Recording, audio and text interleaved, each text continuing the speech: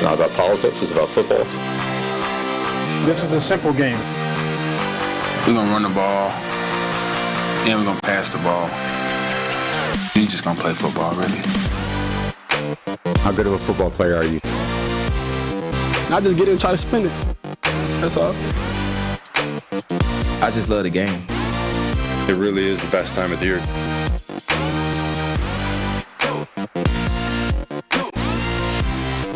What's up, everybody? Welcome back to It's Just Football. Trevor Sikkema Mike Renner here with you on a Monday morning, a jam-packed Monday morning show. We're talking Chiefs, Chargers, we're talking Cowboys, Vikings, we're talking everything that we saw in the NFL from this weekend's Week 11 slate. Mike, how the hell are we feeling this morning? Feeling great. Not only do we have football, but we have football. Football as well. On the schedule as well. So it's a jam-packed day. We need a sideshow. It's just football. It's just football. We do football here. Both of them here at PFF. It's why we changed our name to PFF. You're wearing the USA shirt? I am wearing the USA shirt. Back 2014. I think they still still part of their whatever. I would like to think that people still believe even if it's not the slogan out there. Yeah. Maybe somebody in the chat can tell us if the slogan is the same, but I'm not sure. I gotta say, it does feel a little off with the World Cup being in the winter, because normally it's like, all right, World Cup's on, we're going out to a bar, we're drinking some beers, we're watching USA football. Now it's too cold, man. I'm staying inside. I'm staying inside the whole time. We got a Monday afternoon, a Friday afternoon, and then I think it's a Tuesday afternoon next week are the games. It's just like, it's not quite Friday's the same. going to be sick, But though. Friday's going to Day after Thanksgiving, USA, England, I'm hyped for it. Yeah, but obviously we'll be talking about that as we get closer to that. We got a ton of NFL action that we're talking about today on the show. A lot of different results, a lot of big games that we have to get to. Let's get the production portal guys into the show as well. Quinn, how we feeling, my friend? How's the production portal feeling on this Monday? Not to sound like too much of a hardo, but that was a very wimpy statement. Oh, I can't go out and watch the soccer games because it's cold. I'm from Florida. I know, but trust me, I'm gonna be. You go to an indoor bar. Doesn't have to be outside. No, it's more fun when it's a giant outdoor bar. You know what I'm saying? Where like everybody's outside and it's beer garden. Right. Patio, See, you know the vibe. I do. You're attacking me, and you know the vibe. I do know the vibe. I'm just saying it didn't sound great coming out. Listen, you're Cincinnati through and through, so I know that you've seen a lot of sporting events in the cold, so I do respect it. I despise the cold. Wow. But he's still calling me out. He's still saying you just got to... I mean, I will be. I will be at a bar on Friday, so yeah. It's just not going to be as good as I hope it will. Maybe we'll do an IJF watch party. Oh. Well, I'm going to be in... That's true. It's day after everybody's out of town. I'm going to be in Florida. So I'm actually going to get to watch it in the. I'm actually going to get to watch it. What's up to everybody who's watching the show at home? Saying hello to everybody who's in the chat. I saw the buzzard in there, and I just want to say we did bold predictions on Friday's show, and the buzzard, along with hopeful Lions fan, and I think one other person, said the Lions will win over the New York Giants this weekend. Guess that what was happened? call. They dubbed. Boom! It happened. Yeah. Because you didn't make a single football in our Bro Throw Throwdown challenge, had to take Panthers money line, and it almost happened. I was feeling you almost got hopeful. I mean, it wasn't close. They didn't move the ball. You almost got it. Almost got it, as in the Ravens didn't do quarter. anything. But the Panthers also did. It's a lot closer than I thought it was going to be. Quinn, can we have a question of the day to get us kicked off here? Yeah, so obviously Cordell Patterson, one of the bigger stories this weekend, all-time leader in kick return touchdowns, but he's also third amongst active players in all-purpose yards. Who are the only two ahead of him? Ooh. Third amongst active players in all-purpose yards. Little CPAT stat. Man, we might have to get Ian Harris to call into the show. He's got like sneaky huge numbers for his career. Cordell Patterson is third among active players in all-purpose yards. All-purpose yards also the worst stat of all time. Why? I know, I'm aware it is. It's just volume. It's fitting. It's like 8 kick returns. If you just do an average kick return 8 times, it's 160 all-purpose yards. Yeah, but then okay, but hold on. Hold on. You also then have to earn the job as the one kick returner for that many years. That's fair. You give it to him. Come on. All right, so active players. Who's like an active returner? Who's been around a long-ass time? Mm-hmm. That's part of it, too, just being able to be on a roster for 10 years. Right. Who's returning kicks a lot? Who's returning punts a lot? Ooh. Deshaun Jackson? Ooh. Yeah, I guess he's active. That would make a lot of sense. Yeah. Yeah. D-Jack's one of them. Who else? A bunch of people are saying Julio Jones Philip's saying Julio Jones. Daniel says Julio Jones. Yeah, a lot of people are saying Julio. No way, Julio. I mean, he's got a lot of receiving yards. A couple people are saying Adrian Peterson, but Adrian Peterson is not on a roster, so he doesn't count as active, even though he's not. If he's not like active, if he's not like retired, like officially retired, that doesn't count, right? Yeah, that wouldn't count. You gotta be active. Ooh, Tyler Lockett. It's a decent guess. I think Julio probably is your leader, active leader in just receiving yards, right? He'd be, I would guess. But did he ever return kicks? Punts? Yeah, I don't know if he ever returned kicks. But like, it doesn't have to be that. But it helps. Yeah. I think Djax is one. Oh, what about? I was gonna say Tyreek. No, I don't think Tyreek no. returned kicks. He did for a while, but I don't think he hasn't played long enough, right? He's only been 6 years now doing it. If Antonio Brown was on a team, I would have said Antonio Brown. Because he did it for a little bit. Because he was returned for a while. All right, I don't know. A lot of people are saying it's definitely Julio. Like Julio is it. So I guess Deshaun Jackson. The chat's giving us Julio. So maybe we're combining forces here today. Maybe those are the two answers. The two guys in the NFL who are active, who have more all-purpose yards than Cordero Patterson. Shout out to C-Pat. Incredible job this past weekend with another kick return. You absolutely love the record. Record breaker.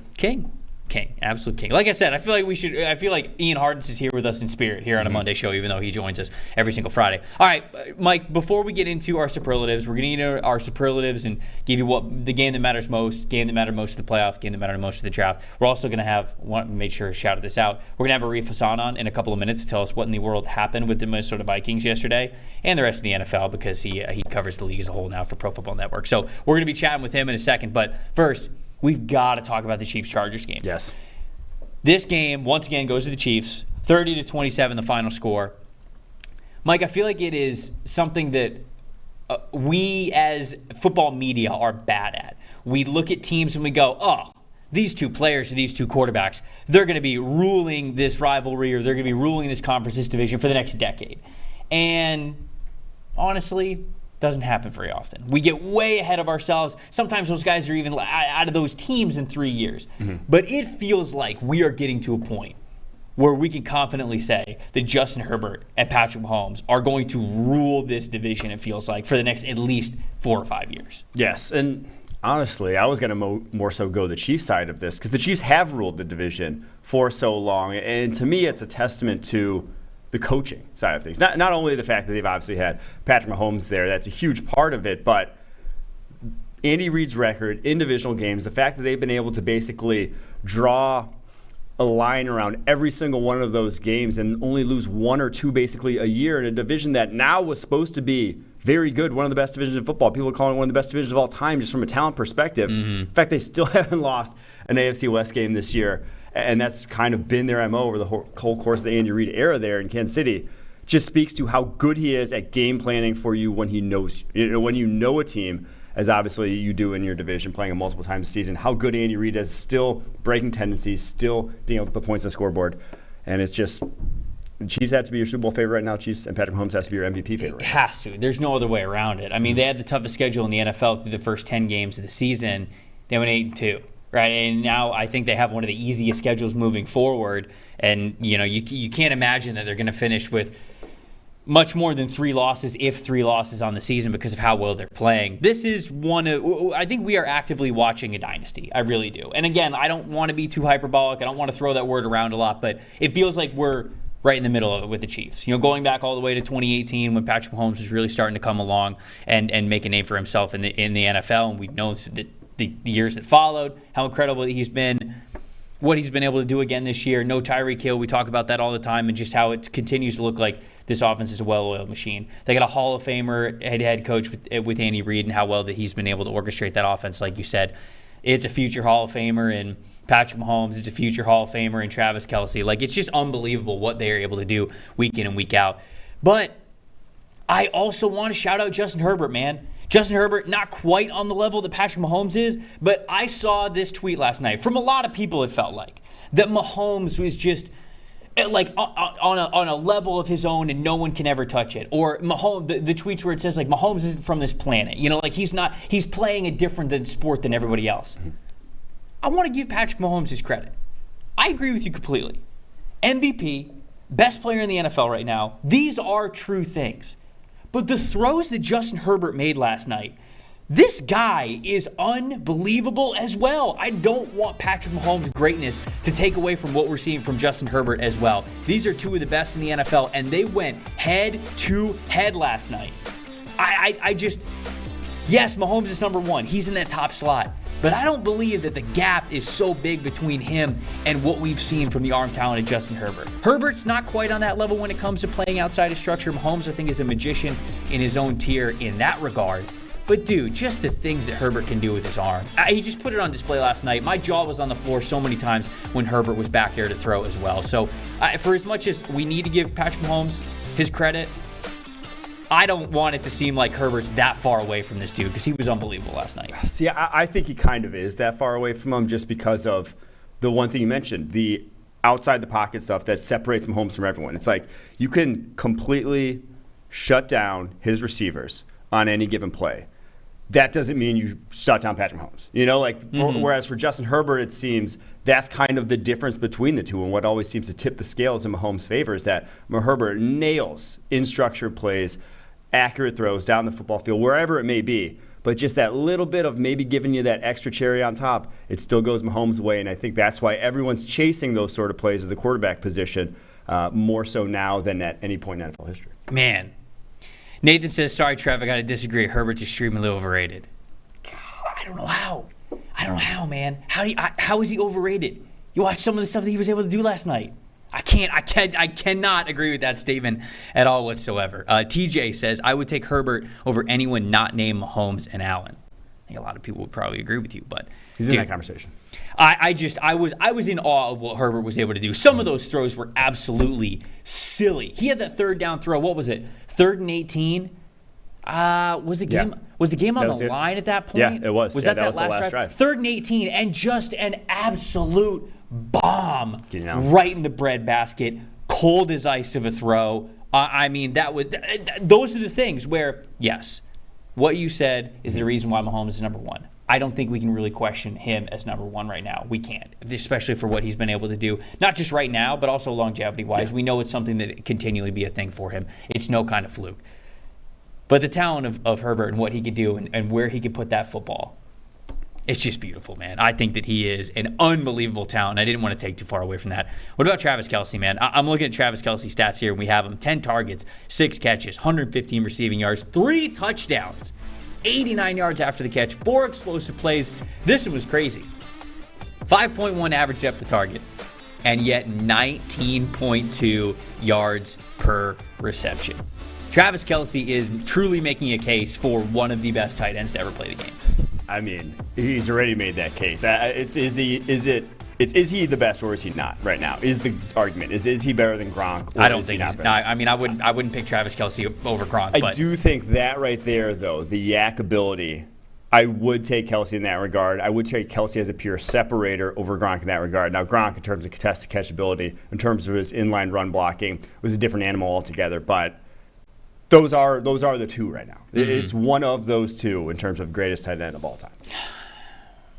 I can't go over Gronk, man. Right. I can't go over Gronk. But it's just anytime you're one of the top 2 players at your position to ever play the game, anytime you're even in that conversation, it's unbelievable. So we don't need to argue, is he number 1, is he number 2, because that'll feel like we're slighting him one way or another. Just an incredible performance for him. Last thing that I want to say about this game, Chris Jones is he is a takeover kind of player, right? Everybody talks about Aaron Donald, and Aaron Donald gets the recognition for a reason. Elite grade after elite grade every single year. The pass rush productivity, the pass rush win rate, everything, man. He is such an impact player. But Chris Jones, especially when it comes to the fourth quarter, those clutch moments where the Chiefs are often up, and if they happen to be in a close game, they're telling Chris Jones, whether he's aligned at 3 technique or whether they've got him at an edge at a 5 tech, they're just saying, pin your ears back, go after, go get the quarterback. And he does so many times. In the fourth quarter alone, he leads the NFL right now in pressures with 17. And for defensive tackles, he leads the NFL with 4 sacks in the fourth quarter. This dude's as clutch of a defensive lineman as it feels like you're going to get. I don't know how much clutchness goes into playing defensive line, but this man, it seems, shows up every single time the fourth quarter comes around and the Chiefs need somebody to go seal it for them on defense. 95's always got to do it. Yeah, 44 pressures now through 10 games this season, leads all defensive tackles in the NFL.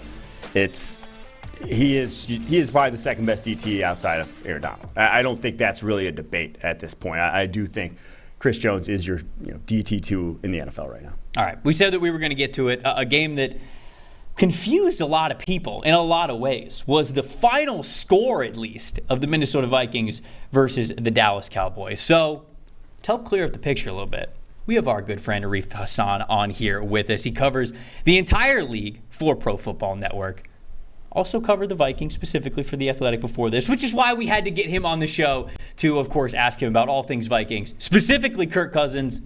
And then we're also going to get your turkey takes at the end, Arif. So I need you to be ready for it, because when you have the Twitter name Arif, hates turkey, we have to get to it on Thanksgiving. But appreciate you joining us, my friend. Yeah, of course. Thanks for having me, man.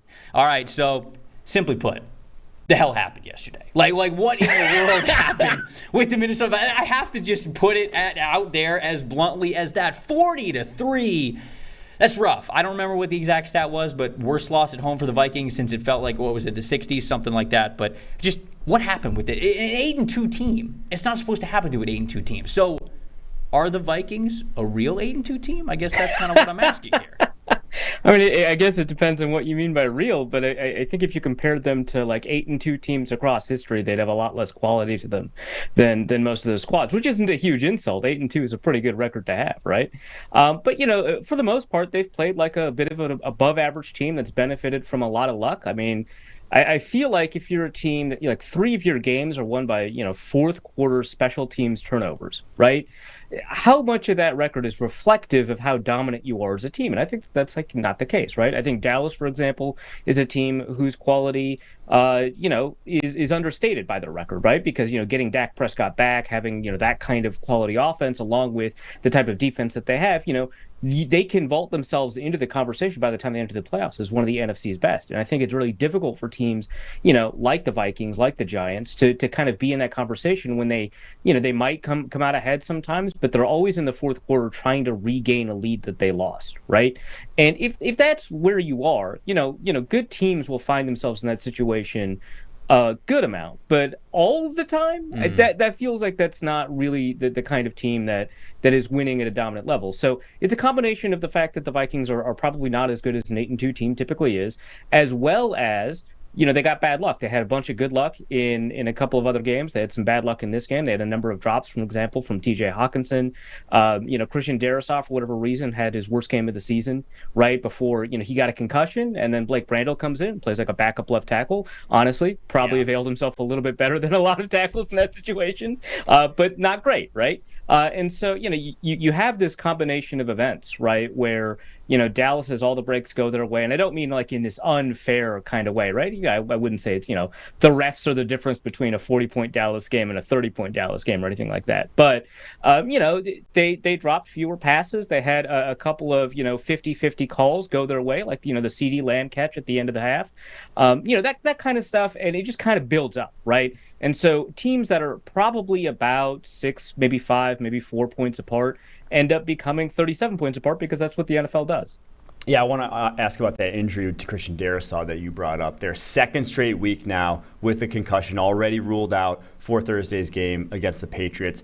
Can this offense move the ball without him? With a backup left tackle, like you mentioned, Blake Brandel in there, will they still be the same Vikings offense, or is this a big issue going forward? I think it's a bigger issue than most instances of losing a good left tackle. And the reason I say that is not because Darrisaw is the best left tackle in the league, although he entered with the highest PFF grade, but rather because how the Vikings use him. They separate him out from the rest of the line. You take a look at how that offensive line is set up. You've got 4 guys with traditional offensive line split, 6 inches apart. Then you've got Darrisaw about 2 feet away. Right? They really trust him a lot. They don't give him any help. They make sure that they've got all 5 receivers in pass patterns if they want to. If they've got Dalvin Cook in there pass protecting, he's pass protecting as a back, not as a chip. Right? It's all designed around the ability to have, 4 guys slide and 1 guy, man up. And that gives them different kinds of opportunities in terms of, like I said, the pass patterns, as well as, the way they're going to organize their run game and things like that. So it's going to be a different looking offense with Blake Brandel in there, because you want to give him a little bit of help, but you're also just not going to have these insane splits where you're going to trust Blake Brandel to cover these inside guys that can just spin inside and take advantage of that space there, or, guys that might want to twist into that space and you need somebody to be able to pick that up. That's not something you're going to be able to do. So I think that this offense is going to suffer in a more significant way than most of the time when you lose a left tackle like Darisaw. I said I was going to ask you about Kirk. I have to ask you about Kirk because it just feels like over the last 4 years, I know it's your favorite topic to talk about, but it feels like over the last 4 or 5 years, things are so polarizing. Either, people look at the high grades and the high efficiency and they go, wow, look at how great Kirk Cousins is. He's a top 5, top 10 quarterback in the NFL. Or you see some people who are like, no, he crumbles under pressure, or in primetime games, he's an absolute bum. I feel like the truth is probably somewhere in between, but this year specifically, what have you made about Kirk Cousins' performances? Because obviously the win total is a lot higher this year, but some of the efficiency metrics and the grades are a little bit further down. So overall, just your thoughts on Cousins. Is he a little bit different this year? Is he a little bit better? What do you think about his performance versus the win-loss record the team currently has? He's kind of in an unusual transition state. You don't expect to see quarterbacks, this late in their career, try to readapt their game. But I think one thing that he's done really well is he's improved his improvisational play. He's improved his awareness and situational football. One of the most frustrating things about him over the past couple of years has been in 2-minute situations, without timeouts, throwing over the middle of the field because that guy's open. Well, that guy's open for a reason, right? That didn't result in many points for the Vikings in those 2-minute situations. It was very, annoying. Now he's doing a much better job in those situations. He's doing a much better job, improvising when there's pressure, scrambling, throwing on the run. That's all fantastic. It has resulted in a couple more wins, some of it, again, a little bit fluky. But overall, his standard play, 1st and 10, right? That kind of stuff has not been as good for him. And I don't really know why that is. I think he's trying to figure out kind of what Kevin O'Connell wants to do with the progressions. It sounds like O'Connell wants more explosive plays, so he wants Kirk to hold on to that progression a little bit longer. They want to take more advantage of Justin Jefferson. That's a perfect marriage between the two of them. I think that the way that they're kind of mixing all of these different styles together has resulted, of course, in the Vikings being more successful in late game situations when you need a little bit more volatility to pull it out. But, in those standard situations, in the second and third quarter, when you're out of the scripted phase and you're out of that 2-minute phase, he just hasn't been as good on play action, which they're using a little bit less than they probably should. And he hasn't been as good, just a 1st and 10 drop back, just kind of reading the guy that he needs to read and getting the ball to that guy. It just hasn't been there. And once he gets there, if he gets there, he can unlock probably the type of quarterback everyone wants him to be. But that's a pretty big if. All right, Arif, before we get you out of here, I said that I was going to ask you about it. Your Twitter name is Arif Hasan, hates turkey. It's Thanksgiving. Is turkey just nowhere on your plate no matter what when it comes to Thanksgiving, or why the turkey hate? If I'm going to someone else's house and they're serving turkey, I'll gladly take it, right? Okay. I'm not going to refuse hospitality, right? But if I'm in charge of the menu at all, turkey is nowhere near there, right?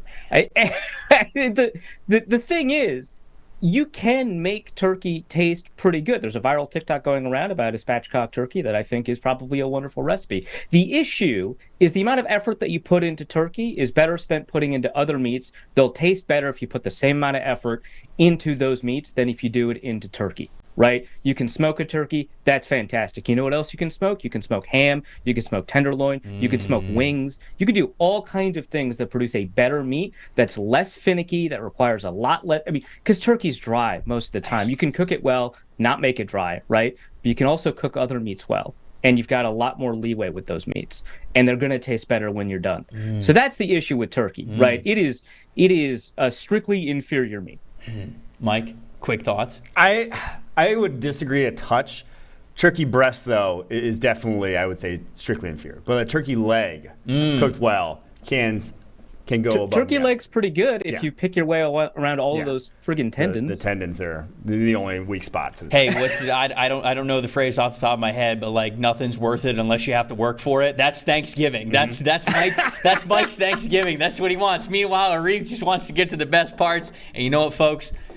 I don't know if I could disagree with him there. He set up some beautiful logic, as he did explaining the Minnesota Vikings as well. Arif Hasan, everybody, go follow him on all the platforms. Read his great work. Arif, thank you so much for joining us, my friend. Thanks for having me. Hope you don't have turkey at your wedding, Trevor. Turkey at the wedding? Probably not. Yeah, He's right. We gotta upgrade. We gotta upgrade for the wedding. Man, I gotta see what the chat's saying here. All right. William saying sounds like you never had a fried turkey. I mean, let's be real. If you're frying anything, it's gonna be good. I do think, though, the vast majority of people cook turkey incorrectly, which then leads you to your general perception of it to be, as he said, an inferior meat, which there is probably less room for leeway, but really cooked well, a good turkey leg is pretty phenomenal. Are you guys turkey or ham guys? I think ham's a low tier meat. That's lowest that's tier correct. meat. Actually, the correct choice is both, right? If you got like a honey glazed ham, like again, like I'm kind of in Arif's camp at this point, where it's like, okay, if you got a good honey glazed ham, but like, does it taste bad? No. But if I'm picking meats, I'm picking any other meat. I have a Twitter trend that I've done over the last couple of years. Is like, don't let your family serve you the lowest tier meat for a holiday. Don't do it. Right, which is why you have both. You have turkey and ham, and then the plebes can eat the ham if they want. That's great. And Yes. the sophisticated gentlemen that's- that we are can go ahead and pick the turkey. Ham, Boom. high floor, low ceiling. Turkey, low floor, but a little higher ceiling. That's true. We might have I to like rank. that. We might have to rank Thanksgiving food tomorrow. We might have. we should. We might have to make it happen. Drew said that's a weak take. I don't know if he's talking about. Turkey or what. Ryan says big facts. Turkey's a lunch meat. Nothing. Damn. Hurricane Ditka said he's spitting fire about turkey. DT Dynasty said tomahawk ribeyes are greater than turkey. Well, no shit. I would rather have A5 Wagyu for Thanksgiving, yes. Oh, Mike's family serving Wagyu ribeye? Oh, okay. Yeah, sure. I'll come over, I guess. All right, let's get back into these games. Always love getting to chat with Arif. That was a lot of fun. Okay, let's do superlatives. Let's do some superlatives now. We had to talk Chiefs-Chargers because it was such a big impact game at the top. Obviously, we were both going to get to Cowboys-Vikings at some point, so we discussed it with Arif there. What about the game you want to talk about most? This is normally how we start Monday's show. What's the game you want to talk about most here? It's Jets-Patriots because on one hand, Patriots stay themselves in the playoff conversation. Obviously, to sneak away with the win with Marcus Jones punt return. Second straight year, by the way. He's had a game-winning punt return within the last minute of a game. He did it last year at Houston, too. Obviously great for them, but their offense still, 3 points all day. Not maybe the most encouraging performance from the Jet side of things. Holy shit. Zach Wilson was unplayable. Yeah, that was truly. as bad a performance as we've seen from him in his career. And it wasn't even just, it's not that he's necessarily throwing the ball to the other team, which he did a lot. It's that he doesn't know where to throw the ball to his team. It's that, he does not know where his guys are going to be to get the ball to him. And so he is not playing in rhythm. He is not playing on schedule. There is no cohesiveness to his drop-back passing game right now that gives you any semblance of hope for him going forward. This is too far into his career to be looking like this. So, last month, lowest graded quarterback in the NFL. Yeah. Lowest adjusted completion percentage in the NFL. Highest turnover-worthy play rate in the NFL. He's getting worse, not better. And that's what you do not want to see. When the supporting cast around you has gotten objectively better over that span and you yourself have gotten worse is kind of the death knell for rookie contract quarterbacks. Yeah, we're right here on the same page. This is the game that I want to talk about most. I'm glad that you talked about the on-the-field struggles because I want to talk about what we saw off the field as well, which, in my opinion, goes as much into what we see on the field with Zach Wilson from what we are seeing off the field. He gets up to the podium, and I know that you guys have all seen this because I know it's all everybody's going to talk about with the Jets over the next 24, 48 hours, whatever it is. But he gets up to the podium, and a game after the defense only allows 3 points is given a softball lob of a question. Do you think you let the defense down for their incredible performance that they played this past week? Zach Wilson, very quickly. No. Buddy, it's a softball question. This is the easiest answer in the world for every single franchise quarterback that has ever existed. This is the easiest question in the world. Yes, you take accountability. That's what being a quarterback is about. That's what being a leader is about. Even when it is not 100% your fault, you signed up to be the quarterback. You know that you sometimes take the blame when it's not necessary, and in this case, it was necessary, and you couldn't even take the blame. The problem is that this isn't even the first time that this happened, right? This happened in the Patriots game earlier in the season when they're like, oh, do you think the offensive struggles are on your shoulders? No, but I need to play better, is what he said. The answer is yes. Again, you play quarterback. You touch the ball every play. It is your job as a quarterback to not just lead your team when things are going well, but when things are going poorly. You have to show them that you can be accountable. And there is, I hate talking about people and their character who I've never met. That's difficult for me to do. I don't like doing it. I feel like we sometimes have a bad tendency in this industry to go overboard about it and to judge people in situations before or even if we just know them at all. But from what I have seen of Zach Wilson, I believe the rumors that the defensive players are pissed. I believe that those murmurings that we've seen from Jets media who has reported those things, because I'd be pissed. I'd be pissed if my quarterback was playing that poorly and failed to take accountability for it. There was another press conference that I was watching before where he's just smacking his gums, smiling while the Jets were losing games, and again continue to not take accountability. And it's not that all of those things mean that he'll never be a franchise quarterback, but it's a lot of this combined that gives you a lot of doubt. The immaturities and the lack of progression on the field, to me, speak volumes of someone who has not taken those steps off the field as a leader. That's where you lose me with Zach Wilson. Incredibly talented quarterback. We knew he would struggle in the NFL. We knew that it would take a while. He was playing in a fairy tale offense at BYU. The offensive line was one of the best in the country. They had one of the weakest schedules. He just did whatever the hell he wanted back there. We knew that it would take a little bit of time for him to progress and be good in the NFL. But this is the part that had to be better. When you draft players, especially when you draft them high in the draft, you are drafting people as much as prospects. And that rings so true for Zach Wilson right now and why there are resounding doubts for what he could be as a franchise quarterback. Because right now, it ain't even close to what it needs to be. Well, I don't even think you have to infer anything about his character or personality. You can literally just see what he said and put yourself in the position of anyone on that Jets defense right now and know that you would be pissed as hell if the quarterback of your team said what he said. You don't even need to say, oh, behind closed doors, he's probably, not making the decision. It's like, no, in front of closed doors, open doors, out in the public, to the media, he is saying things that are openly alienating his defense, which just, you can't do. You have to, again, the buck comes back to you when you're a quarterback in the NFL, whether you like it or not. And like it or not, it is a fact also. Like, you are the problem right now, Zach. It is you. Take a look in the mirror and go back to the drawing board, because if he doesn't turn things around, Jets team is going to waste, again, what I've called one of the best rosters in the NFL this season. Not everybody can be Joe Burrow. Not everybody can be Joe Burrow. It's true. I don't know if that's the transition that I would have set up, but hey, it works perfectly into the game that shaped the playoffs. Mike, what's the game that shaped the playoffs for you? Game that shaped the playoffs for me was the Cowboys Vikings. We touched on it, obviously, with Arif. But that one, the Cowboys, after the loss to the Packers, you thought, okay, wild card, destined for it. But with how the Eagles maybe are looking of late, how they look in this game against the Vikings, 1 seed, very much still in play there at 7-3. Eagles at 9-1. Vikings at 8-2. It's a possibility. It's a possibility. I didn't give the Cowboys enough credit. I think last week on this very show, I said I like the Cowboys, like what they could be. Didn't think they were legit NFC Championship contenders. You know what? When Dak plays like that, when the defensive line plays like that, when you get Tony Pollard involved like that, complimenting guys like CeeDee Lamb, and hopefully the rest of the receivers can step up a little bit this year, they can win. They can score a lot of points. Dak played really well yesterday, and I think it's a hat tip to the Cowboys. The game that shaped the playoffs for me, Bengals winning another big one. I think that was a huge win for the Bengals to get that win on the road versus the Steelers, and whether you want to look at the Steelers' record or not and say, oh yeah, they should beat the Pittsburgh Steelers, it's tough, man. Steelers play everybody tough, especially in the division, so for them to get out of that game without Jamar Chase, winning 37-30, putting up a ton of points, being able to move the ball very well, it feels like they're continuing to stay creative on offense, even without their number one offensive weapon. That was a lot of fun to see.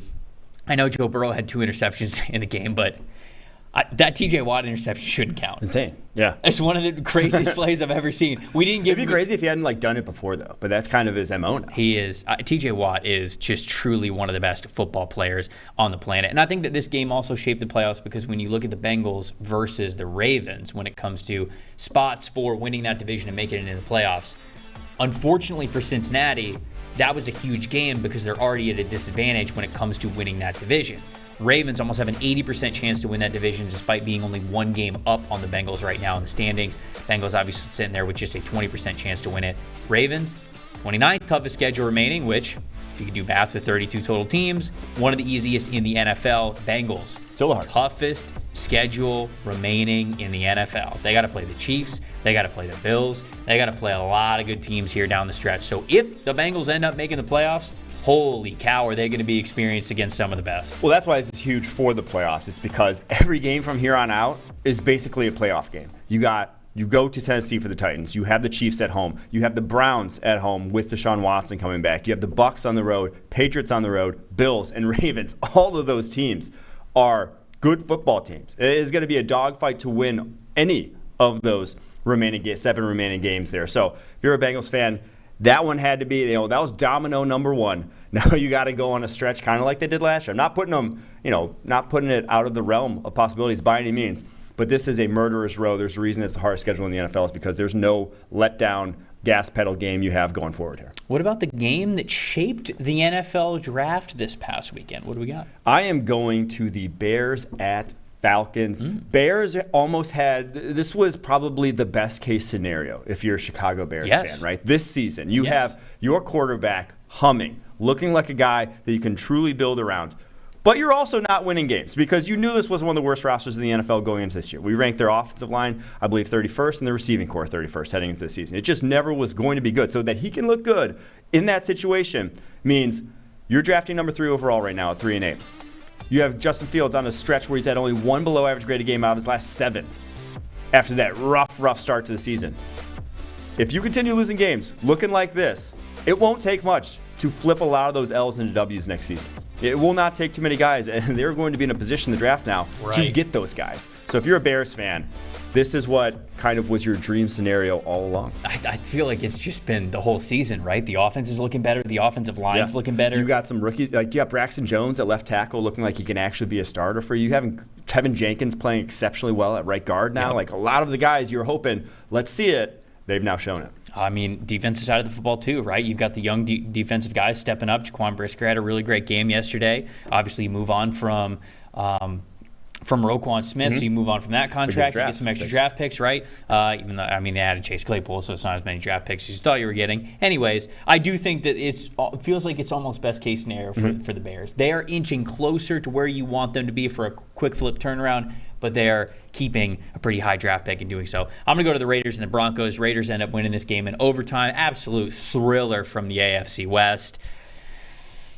Raiders winning, though, it puts them out of the range of getting one of those top 2 quarterbacks in the NFL draft. They were slotted to pick 2nd with where their record said last week. Now they're picking 4th. Not too big of a deal. It's not too big of a drop here. But when you look at the NFL draft order as it stands today, Houston's at number 1. Carolina now taking that 2 spot. Chicago sitting there at 3, as we just talked about. Vegas now dropping down to 4. And the other part of this game, Broncos losing gives Seattle a top 5 pick right now because of the Russell Wilson trade. Oh, baby, if this one ends up a top 5 pick, we're going to be looking back at this Russell Wilson trade with some revisionist history, no doubt about it. I mean, it's going to go down as it's going to be more legendary than even like the Herschel Walker trade, because you got a lemon in Russell Wilson. You gave up your future of your franchise for a quarterback who's doing zilch for you. Literally worse than the guy who was on the Seahawks last year. Far, in a way, which is, the guy that's on Seahawks, meaning Geno Smith. So that is, to me, you're a Broncos fan. There may not be a more down bad fan base in the NFL right now. It's tough. It's tough. Not a lot to hang your hat on, unfortunately. Hey, defense is good. It wasn't as airtight as it needed to be yesterday, but the defense is good. You can believe in the defense. Have you guys seen that stat? Or I guess there's like a bunch of tweets going around where if they had scored 18 points or more in every game, they'd be 8-1. Yeah, 8-2 now. 8-2, sorry. Well, now after this. But point being, like, if you could just score a reasonable amount of points, you'd be good. But they can't. It's tough. I think they're still 3rd in the NFL in EPA per play defensively. Like, that's a elite defense. That's what I'm saying. The defense is still incredible. What about the final game, the game that didn't make any sense to you? What do we got? Man, Eagles at Colts. This one. We have the same one. Came down to the wire. Yeah, we had the same one, I guess. 17-16, sneaking away with the win. A decidedly just different feel from the first, 8 wins on this Eagles schedule. They just, something is a little off about it, and it's, to me, it comes back to the quarterback position, Jalen Hurts. He was pressured. Offensive line allowed 2 pressures on 30 pass blocking snaps in this game. His average time to throw is 3.48 seconds. He had about as big and as nice a pockets as you possibly could have. Yeah. And still struggled to push the ball down the field in this game consistently. Just a kind of just off performance, shall we say, from the quarterback. Obviously makes the plays at the end, but that final drive, they were running. The plays were not on his arm yet again. They were on his legs, if anything. So it's a weird sort of dynamic right there in Philly as it stands right now with the quarterback position just not having the passing offense that you would like for this juggernaut team atop the NFC East. Yeah, I didn't look at that last drive as negatively as it feels like a lot of other people did. I don't say negative. I'm just thinking like they threw at the beginning of the drive. Obviously, it wasn't a great throw when he got the DPI, but they got the DPI on it. But they were throwing, I think, at the early portions of that drive because they felt like that's what they had to do.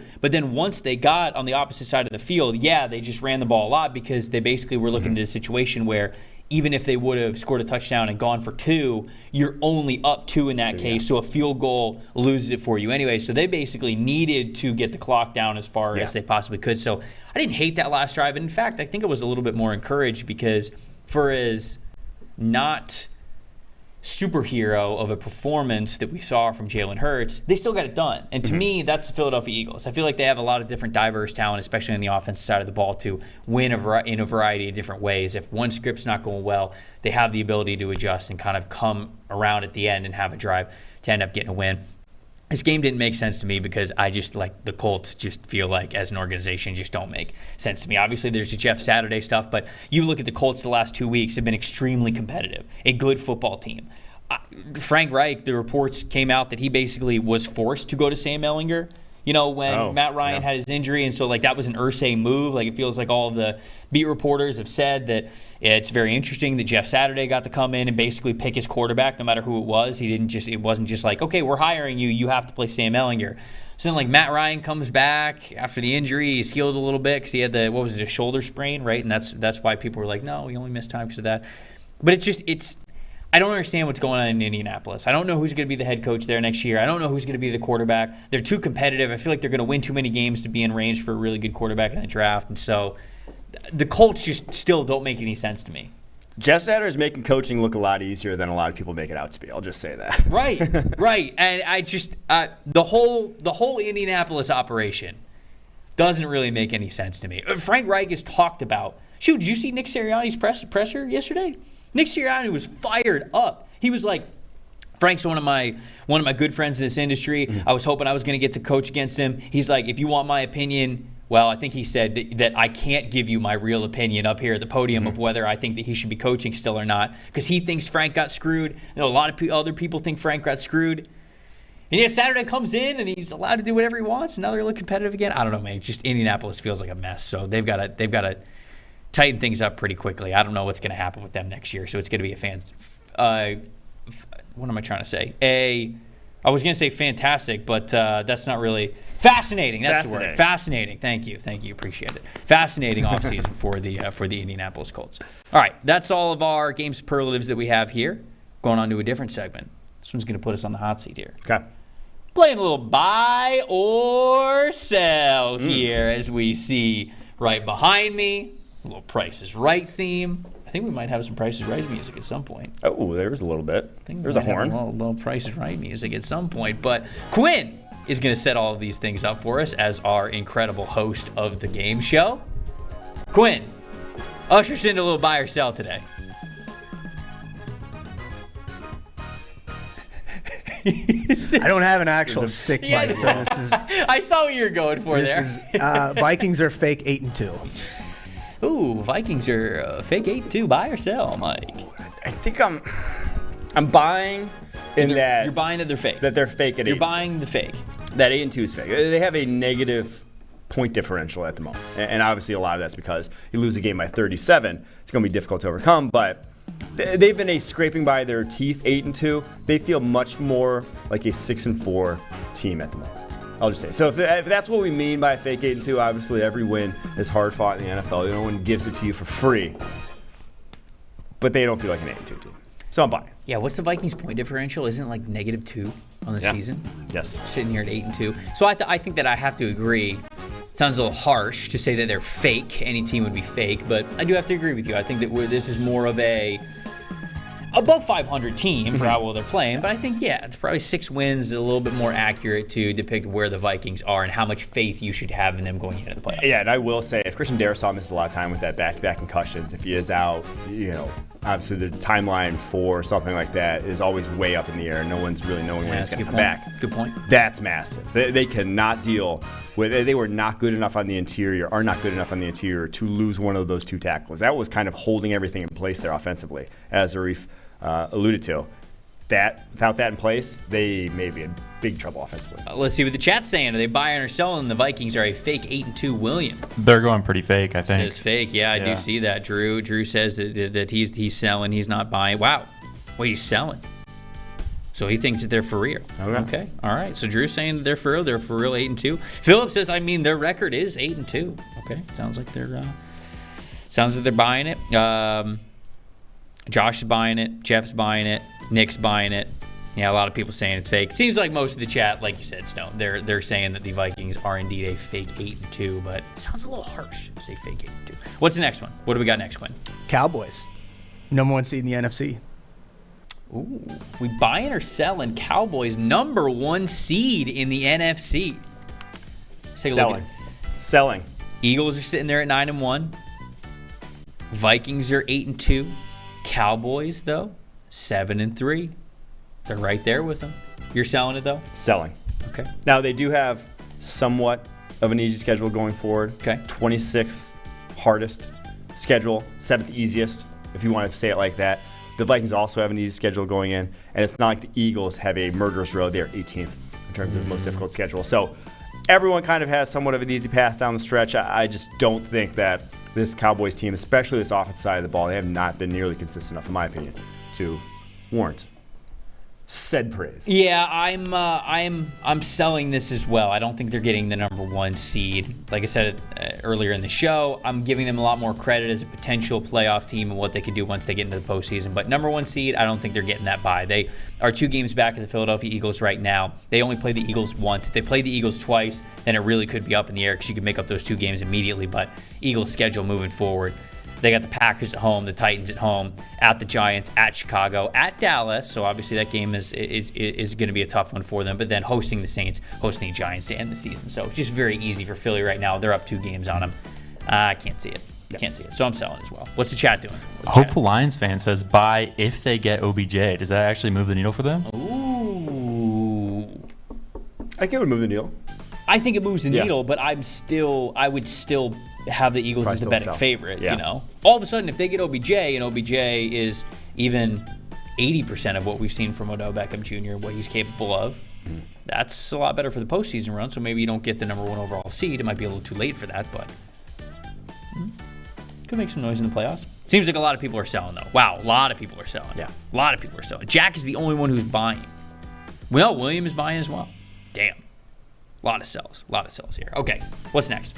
I like this next one a lot because we kind of already touched on it. Zach Wilson, starter for the Jets in 2023.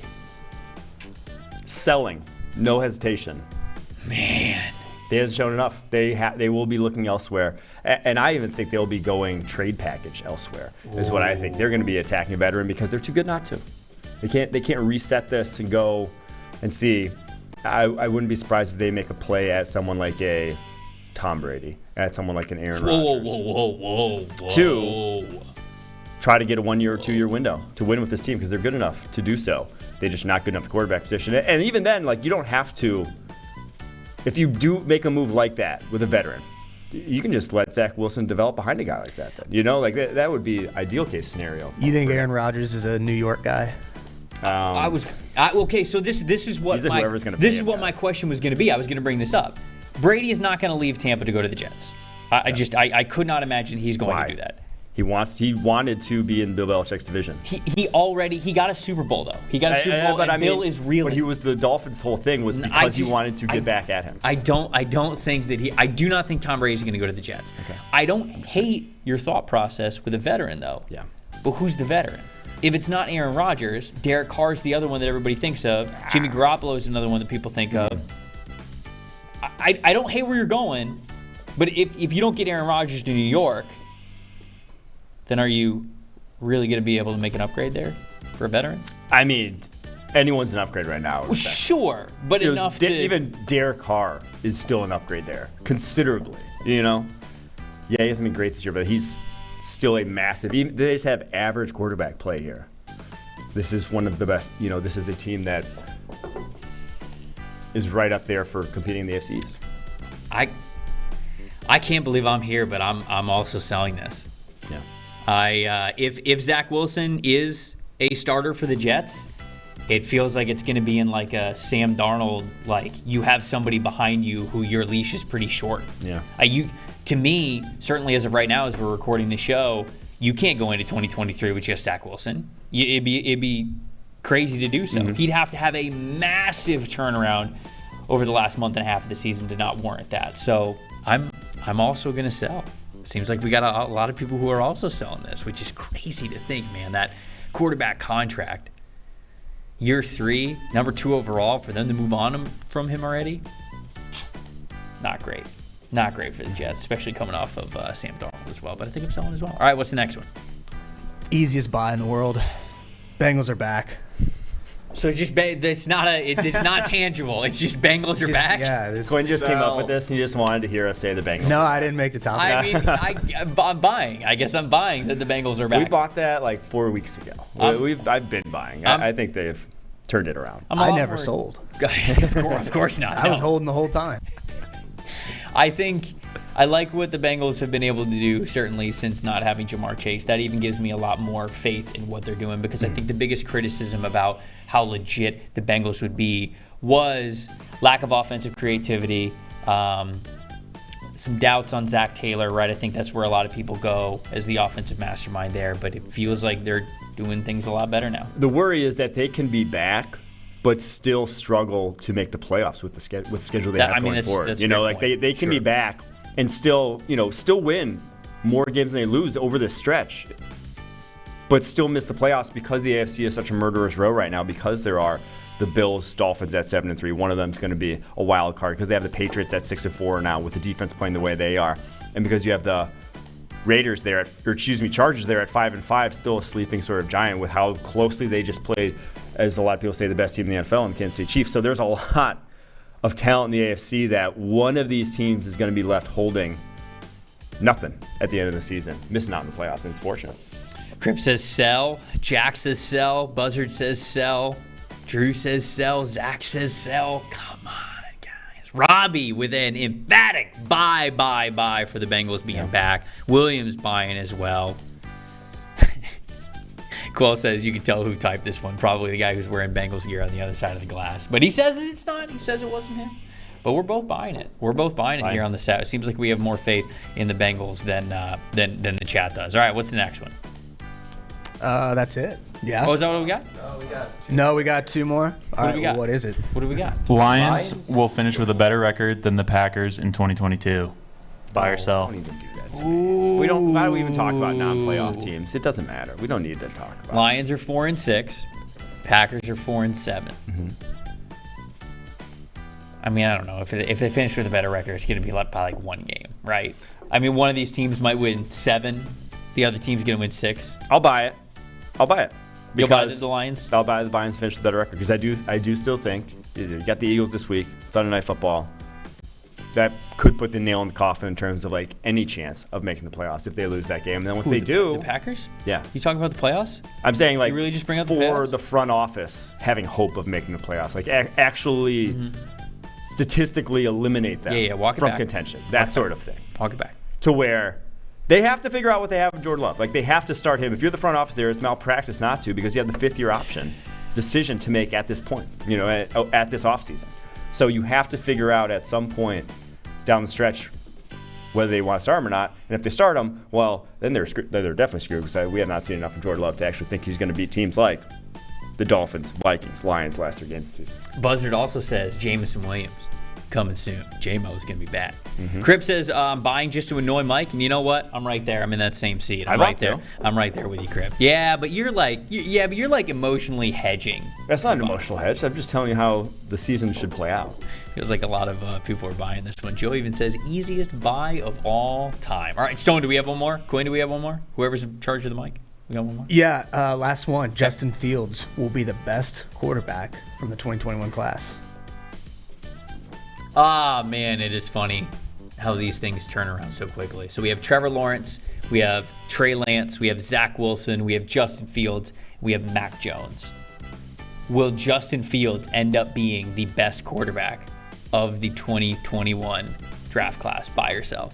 I am going to sell. Still got faith in Second Lawrence? best. Lawrence? Trevor Lawrence still won. Okay. So Trevor's shown enough.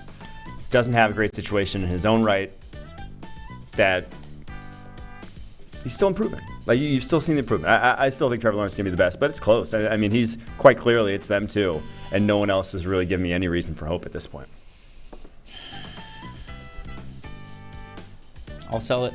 Okay. I'll sell it, baby. Yeah. Let's do it. Justin Fields was such a fantastic prospect coming out of Ohio State, man. It was so disappointing when he continued to struggle at the beginning of this year, but things are turning around, man. You're actually putting him in good positions to succeed, and the most important part about Justin Fields, he has confidence again. That was something that was severely lacking from his game all of last year and at the beginning of this year. No confidence. Didn't have confidence in the receivers, didn't have confidence in his offensive line, didn't have confidence in himself. Now we are seeing him play with confidence. And is it perfect yet? No, it's not. But he does so many of the most difficult parts of playing quarterback well. Those bomb passes, those long runs, those explosive plays.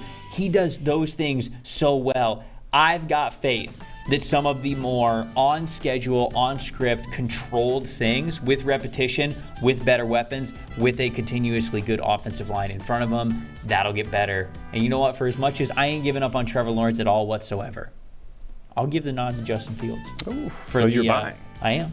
Okay. Well, I'm selling. This says Justin Fields will be the best QB. Oh, okay. So you're buying. Sorry, I'm buying it. I'm buying it. Probably everybody in the chat probably getting mad at me because they were like, "Wait, he said sell, and then like he's doing this." No, okay, I'm buying this. I'm going opposite you. You're taking Trevor Lawrence. I'm gonna take Justin Fields here. So sorry, I misunderstood what the question was there. Let's hit some bets for Monday Night Football before we get the good people out of here. Arizona Cardinals, San Francisco 49ers. No Kyler Murray in this one. Not great. Yeah. Not great. I still. What do we think? The spread's 8 points, unless it's changed even more. I'm still going Cardinals to cover 8 points. Okay. It's a lot. Okay. Of course, no slouch. And I'm going over 43. Okay. In this game, what's up to 8.5? Even better, Cardinals. And then my player prop is Christian McCaffrey under 4.5 receptions. I still think you're going to see the usage there. 4.5 is a lot of receptions for a running back, so they're probably going to have more than what they want down the field in this game than against most secondaries. PFF app likes you. They like the bet. They like taking the Cardinals still. This is the PFF app. If you guys don't have it and you got an Apple device, check it out on the Apple Store. Pro Football Focus PFF. You can find it and have the best PFF.com right in the palm of your hand. They like Mike's bet. No Kyler Murray. I'm going with the 49ers. I'm still going with the 49ers. I think the 49ers can cover that 8.5. So I'm taking them in this one. I know Green Line likes the over more, but this game's gonna stink with no Colt McCoy. Going under. Going under. It's gonna be bad. Going under. I think it's gonna be 49ers start to finish, whole way through. So I think that they overcome the 8.5 points, and I think this one's under 43. What about a player prop? You got in this. Yeah, I went the McCaffrey under 4.5. Oh, you took McCaffrey? Yeah. Okay, I missed that one. I'm going with a fun one that everybody loves. I'm going with the QB rushing total. Oh, yeah. 1.5 for Jimmy G. Over. My guy's just gonna scoot. All he does, have to shimmy the shoulders one time, make one guy miss, boom, right past the line of scrimmage, and we're making that cold hard cash, baby. So I'm going over 1.5 yards rushing for Jimmy G. Those are always my favorite kind of bets. What about trivia? Quinn, what is the answer to the trivia question? Just to remind everybody, Cordell Patterson, currently third all time. Well, not all time. Active Third players. active all-purpose yards. All-purpose yards. Who are the other two that are ahead of him? I said Deshaun Jackson. Chat said Julio Jones. I like those two. And Sure. I think those are probably our two strongest, right? Yeah, I'm trying. I really couldn't give you another that I feel would feel good about, but maybe I'm probably missing someone also. So. All right, Quinn, let us know. Who is Sometimes you guys have a habit of outthinking yourselves, especially during the trivia segment. No. You did not do that today. Yeah. It is Deshaun let's Jackson. go. It is Julio Jones. Yep. Hey. Basically, guys that have played for a long time and remained effective. Mm-hmm. A lot of guys that have been effective haven't played a long time. A lot of guys that have played a long time haven't remained effective. This is the best of both worlds. We got it. We got it. We did it. did it. I'm proud of us. We collaborated with the chat, too. We came up with Djax. Chat came up with Julio. It was good. Coming together this holiday season. You absolutely love to see it. Until the next time the trivia rolls around, and then we're absolutely mortal enemies like we always are. Do we have a chat champ before we get out of here? Hopeful Lions fan. He led the charge last weekend, called the Giants or the Lions of the Giants. So shout out. Nice job, dude. Hopeful Lions fan. There it is. Chat champ for the day. We only got one more show this week. So he is the official chat champ of the last show that we have of Thanksgiving week. Might do a little bit of trivia. Might rank a little bit of Thanksgiving foods. Oh yeah, gonna have it jam packed. If we're not gonna have a show for a week, we better have a show. We're going tomorrow. wall to wall tomorrow. We'll recap Monday Night Football. We'll do some more recaps of what we saw this weekend. We'll even fit in some previews of what you're going to see on Thanksgiving and the rest of the weekend as well. It is going to be an absolutely slammed show tomorrow. You guys better not miss it. I'm Trevor Sikkema. That is Mike Renner. For everybody in the production portal, shout out to everybody who watched us live during the chat. Appreciate you guys. We'll see you right here, 11 a.m. tomorrow. See you then. It's not about politics, it's about football. This is a simple game. We're going to run the ball, and we're going to pass the ball. We just going to play football, really. How good of a football player are you?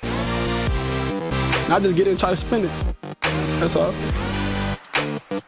I just love the game. It really is the best time of the year.